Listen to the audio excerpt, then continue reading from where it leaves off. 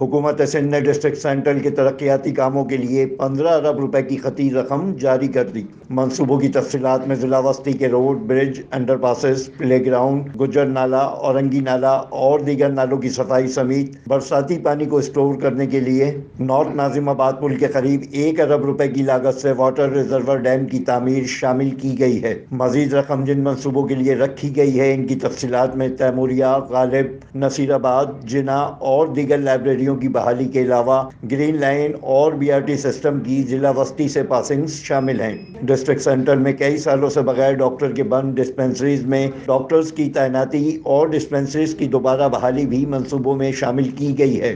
ذرائع کے مطابق اس 15 بلین کی خطی رقم اور تمام منصوبوں پر اخراجات کرنے کی ذمہ داری ڈاکٹر عاصم حسین کو سونپی گئی ہے۔ Afzal Khan, C110 news, Karachi.